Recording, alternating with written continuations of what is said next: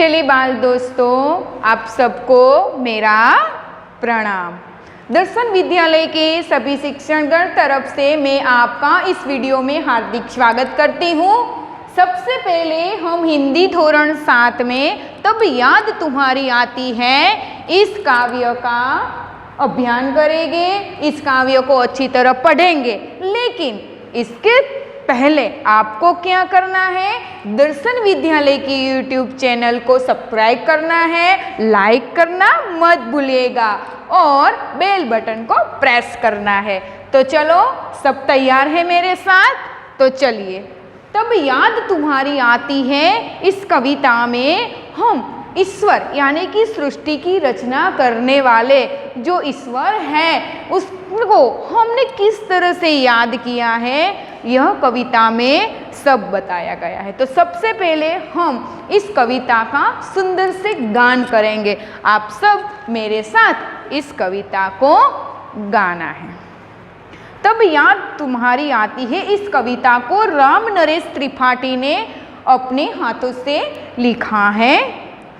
जब बहुत सुबह उठ कर चिड़िया कुछ गीत खुशी के गाती है, कलिया दरवाजे खोल खोल जब दुनिया पर मुस्काती है, तब याद तुम्हारी आती है, तब याद तुम्हारी आती है। जब दुनिया पर मुस्काती है, खुशबू की लहरें घर से बाहर दौड़ दौड़ जाती है, जब दौड़ दौड़ लगाती है। हे जग के सिरजनहार प्रभु, तब याद तुम्हारी आती है, तब याद तुम्हारी आती है।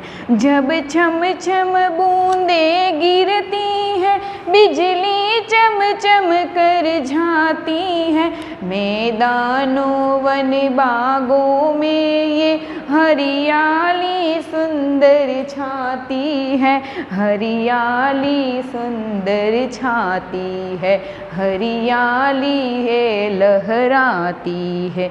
जब ठंडी ठंडी हवा कहीं से मस्ती ढोकर लाती है, मस्ती ढोकर ये लाती है। हे जग के सिरजनहार प्रभु, तब याद तुम्हारी आती है, तब याद तुम्हारी आती है। तो इस सुंदर कविता को आपने सुना और आपको भी मेरे साथ ये कविता गाई होगी, है ना बच्चे? तो आप भी इस कविता को अच्छी तरह गाना। अब हम इस कविता का पठन करेंगे और आपको इस कविता की समझ भी देंगे। तो आपको मेरे साथ इस कविता को समझना है।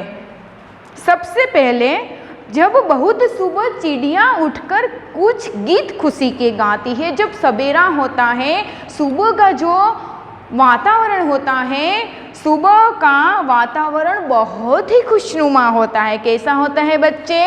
खुशनुमा होता है। तब चिड़िया जो है वो उठकर गीत है खुशी के गाती है। आपको बताना है कि चिड़िया कब उठकर खुशी के गीत गाती है, तो आपको बताना होगा कि जब चिड़िया बहुत सुबह उठकर गीत खुशी के गाती है। कैसे गीत गाती है बच्चे? खुशी के गीत गाती है। कलियां दरवाजे खोल खोल पर जब दुनिया पर मुस्काती है। हम देखते हैं कि सुबह में सुंदर सुंदर कलियां खिल उठती है। फिर इस कलियां में कलियां जो है अपनी पंखुड़ियां फैलाकर सुंदर का फूल बनाती हैं, वो खुश हो जाती हैं और अपनी पंखुड़ियां खोल देती है। इस प्रकार जब दुनिया पर मुस्काती है, वो अपनी पंखुड़ियां खोलकर दुनिया पर मुस्काती है। खुशबू की लहरें जब घर से बाहर आ दौड़ लगाती है, जब उसकी जो खुशबू है, उसकी जो लहरें हैं, वो घर में आकर बाहर दौड़ लगाती हैं। घर में भी उसकी खुशबू आती है और बाहर भी उसकी खुशबू आती है। तो इतना सुंदर दृश्य देखकर हमें, हे सृजनहार, हे सृष्टि की रचना करने वाले है प्रभु, तब याद तुम्हारी आती है, तब याद तुम्हारी आती है। मत भूलना है ईश्वर, हे सृजनहार, जब छम छम बूंदे गिरती है वर्षा ऋतु में आकाश में आसमान से, जब बूंदे छम छम गिरती हैं, बिजली चमचम कर जाती है, मैदानों वन बागों में सुंदर सी हरियाली लहराती है, तब हे प्रभु मुझे आपकी याद आती है, हे प्रभु मुझे आपकी याद आती है। हे सृजनहार, इतना सुंदर सृष्टि की रचना करने वाले प्रभु, आप मुझे सुबह शाम याद आते हैं। जब ठंडी ठंडी हवा कहीं से मस्ती ढोकर लाती है, ठंडी ठंडी जो हवा है वो कहीं से मस्ती ढोकर लाती है, तब हे जग के सृजनहार प्रभु, तब याद तुम्हारी आती है, तब याद तुम्हारी आती है। राम नरेश त्रिपाठी ने बहुत ही सुंदर खुशनुमा वातावरण का यहाँ वर्णन किया है। चिड़िया यानी कि एक प्रकार का पंछी है, पक्षी है। क्या है? पक्षी। चिड़िया जब बहुत सुबह उठकर ची ची कर जाती है, चिड़िया क्या करती है? ची ची करती है। लहर यानी कि तरंग। सृजनहार, सृष्टि की रचना करने वाले प्रभु यानी कि ईश्वर। हरियाली એટલે કે हरा भरा। हम देखते हैं कि जब बारिश होती है, बारिश थम जाने के बाद चारों ओर हरियाली देखते हैं ना बच्चे। जहाँ चाहे, जहाँ हमारी नज़र पड़ती है वहाँ सुंदर सी हरियाली छा जाती है। तो इस कविता में हमें जो पाठ्य पुस्तक में स्वाध्याय दिया है उसमें कुछ प्रश्न है, आप सभी को देखना है। इसके पहले यहाँ मैंने एक ब्लैक बोर्ड पर एक प्रश्न लिखा है, जो प्रश्न सारी कविता का सार है।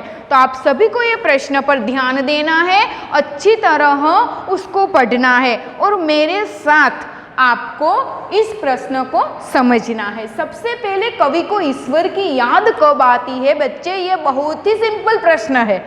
आपने जो कविता अच्छी तरह सुनी होगी, समझी होगी, तो इस कविता का उत्तर आप सॉल्व कर देंगे कि जब चिड़िया सुबह उठकर, चिड़िया कब उठती हैं? सुबह।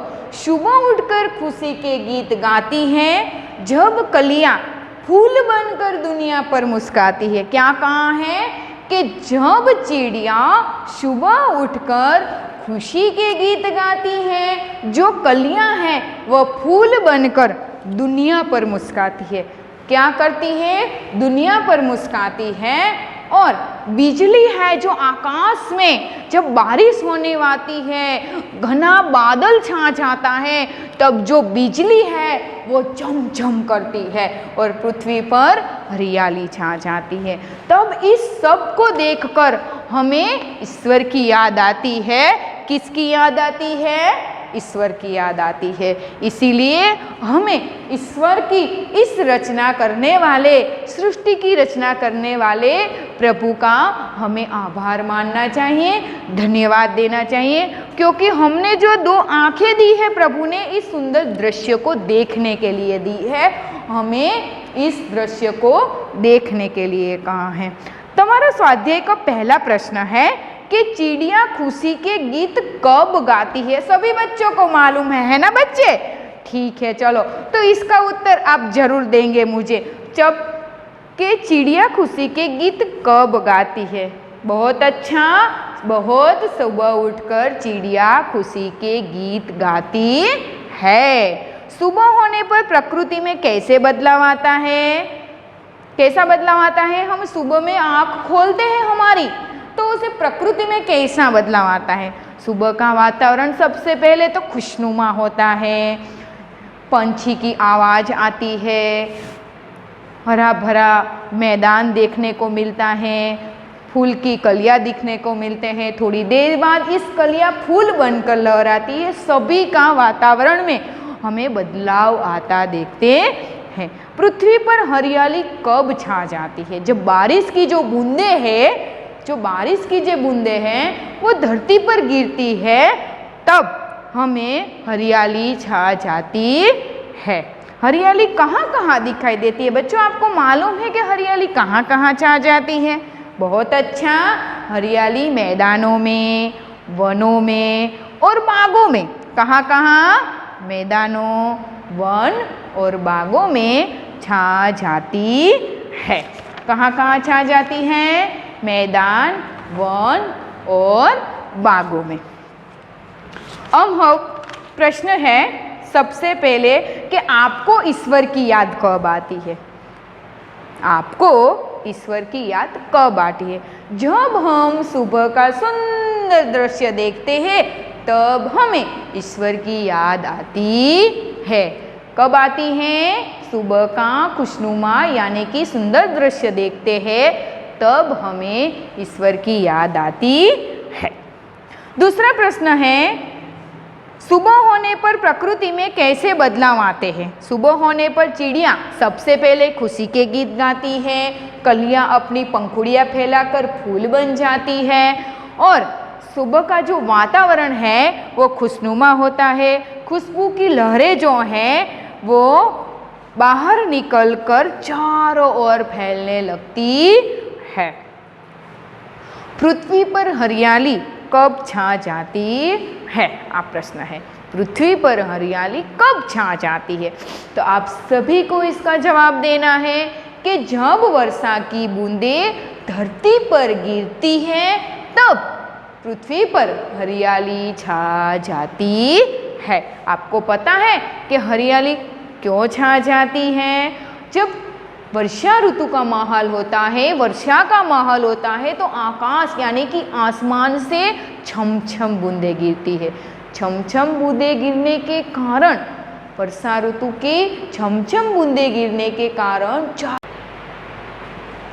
अब हम इस कविता के छोटे छोटे जो प्रश्न हैं उसका सॉल्यूशन करेंगे।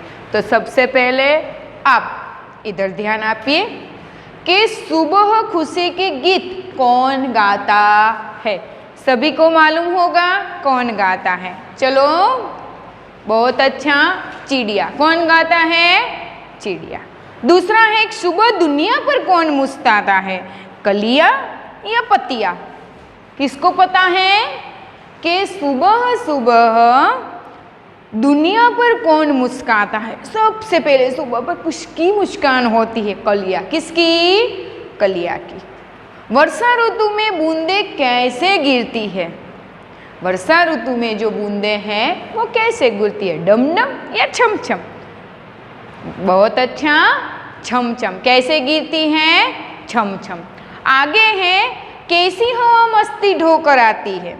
कैसी हवा मस्ती ढोकर आती है? ठंडी ठंडी या तेज? किसको पता है? बहुत। ओहो, ठंडी ठंडी। कैसी हवा? ठंडी ठंडी हवा मस्ती ढोकर लाती है। कुछ प्रश्न ऐसे भी हैं कि जिसका अर्थ तुम्हें मालूम नहीं होगा, तो अब हम इस शब्द का सभी का जो अर्थ है उसका अर्थघटन करेंगे। तो सबसे पहले जो है कुक, तो उसका अर्थ क्या होता है? कुक, कुक यानी कि एक पक्षी है कोयल। कोयल की जो आवाज़ है उसको कुक कहा जाता है। क्या कहा जाता है? कुक। दूसरा है इरादा, कि इरादा, अब हमें दूसरे व्यक्ति के साथ जब बात करते हैं ना तब हम कहते हैं कि तुम्हारा इरादा क्या है, तो उसका क्या अर्थ होता है कि उसका निश्चय, स्वयं निश्चय। तीसरा है तरुवर, तरु यानी कि वृक्ष। तरु का अर्थ होता है वृक्ष। हिंदी में उसे वृक्ष भी बोलते हैं, पेड़ भी बोलते हैं और तरुवर भी कहा जाता है। इसके उसका 3 अक्षर, एक ही अक्षर का 3 मतलब निकलते हैं। फिर मुग्ध, किसी भी चीज़ को देखकर जब हम मंत्रमुग्ध हो जाते हैं, यानी कि उसका अर्थ होता है मुग्ध का मोहित। क्या अर्थ होता है? मोहित। लेकिन किसी को भी देखकर हम कह रहे हैं कि वो मुग्ध हो गए, यानी कि मंत्रमुग्ध। जब कृष्ण भगवान का नटखट चेहरा देखती हूँ तब मैं मुग्ध हो जाती हूँ। मैं इसका वाक्य प्रयोग किया।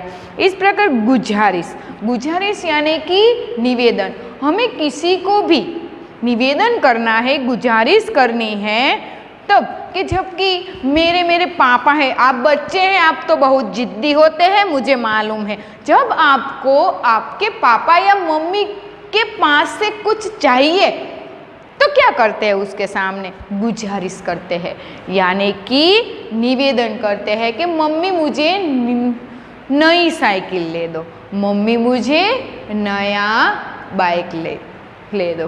तो इस प्रकार गुजारिश का जो मतलब है उसे निवेदन कहा जाता है। क्या कहा जाता है? निवेदन। आप सबको इस शब्द का अर्थ अच्छी तरह से मालूम होना चाहिए। मैं फिर से आपके सामने पेश करती हूँ कि जो कूक होता है वो एक पक्षी, जो कोयल है उसकी आवाज़ है। गुजारिश का मतलब होता है निवेदन करना या क्या करना? निवेदन करना। फिर है मुग्ध है तो उसका अर्थ होता है मोहित हो जाना। तरुवर है उसका अर्थ है कि वृक्ष यानी कि पेड़। अब हम जो इस कविता है उसमें छोटे छोटे हैं वचन परिवर्तन। तो हमें वचन परिवर्तन का आप सबको अच्छी तरह से ख्याल होना चाहिए कि एक वचन होता है, दूसरा वचन होता है, जो छे कि उसका परिवर्तन कैसे किया जाता है। कली मतलब एक कली होती है तो उसे कली कहा जाता है, पर एक से ज़्यादा कली होती है तो उसका वचन परिवर्तन कैसे किया जाता है? तो उसका वचन परिवर्तन कलिया कर बुलाना जाता है। कहा जाता है ना बच्चे, कि नहीं कहा जाता? जब हम देखते हैं कि चिड़िया है तो एक चिड़िया है वो ऐसे होती है, ऐसे लिखते हैं, पर एक साथ ज़्यादा चिड़िया होती है तो हमें ऐसे लिखना पड़ता है। कैसे बच्चे? ऐसे लिखना पड़ता है। तो चिड़िया है उसका जो वचन परिवर्तन है वो इस तरह होता है। इस प्रकार जो एक बूंद होते हैं, बूंद, तो उसे बूंद बोले जाते, पर ढेर सारे बूंद जमा हो जाते हैं तो उसे क्या कहा जाता है? तो ये बूंद है तो उसे बूंदे कहा जाता है। क्या कहा जाता है? बूंदे। क्या कहा जाता है? बूंदे। इस प्रकार लड़कियां, उल्टा, एक साथ बहुत सारी लड़कियां इकट्ठा हो गई तो उसका भी वचन परिवर्तन करना है। तो आप प्यारे प्यारे बच्चे हैं, आपको समझ आ जाएगा कि यहाँ तो टीचर ने लड़कियां बोला तो उसका वचन परिवर्तन कैसे होगा? लड़की। कैसे होगा? लड़की। लड़की लड़कियां, लड़कियां लड़की। पता चल गया ना? बहुत अच्छा। चलो, इस प्रकार दरवाजे, तो दरवाजे का जो वचन परिवर्तन होता है वह क्या होता है? दरवाजा। हम अपने बच्चे को कहते हैं कि बच्चा यानी कि बेटा दरवाजा बंद कर दो, ऐसा कहते हैं। पर एक साथ ज़्यादा दरवाजा बंद करना होता है तो क्या कहते हैं? कि चलो बेटा दरवाजे, सब दरवाजे बंद कर दो। क्या बोलते हैं? सब दरवाजे बंद कर दो। इस प्रकार हमें इस काव्य में बहुत सारे अर्थ निकाले, उसका अर्थघटन किए, फिर छोटे छोटे प्रश्नों पर ध्यान दिए। पर इस प्रश्न का जो उत्तर है वो आपको अच्छी तरह से पढ़ना है और पढ़ने के बाद इसमें बहुत सारे प्रश्न के जवाब भी आपको मिल जाएंगे। जब आप ये प्रश्न कंप्लीट से आप अर्थघटन कर लेंगे तो मुझे मालूम है आपको सभी प्रश्नों का जो उत्तर है वो आसानी से मिल जाएगा। इस तरह तब याद तुम्हारी आती है वो जो कविता है वो अच्छी तरह आपको सबसे पहले गाना है, फिर उसका अर्थघटन करना है। और मैंने इस वीडियो में जिस प्रकार आपको इस कविता को समझाया है उसका आपको मनोमंथन करना है। और मुझे विश्वास है कि आपको मेरा ये वीडियो जो है पसंद आया होगा। इसीलिए आप दर्शन विद्यालय की इस YouTube चैनल जो है उसे सब्सक्राइब करना मत भूलिएगा, लाइक करेगा और आप मेरे साथ इस वीडियो को देखते रहना। आभार।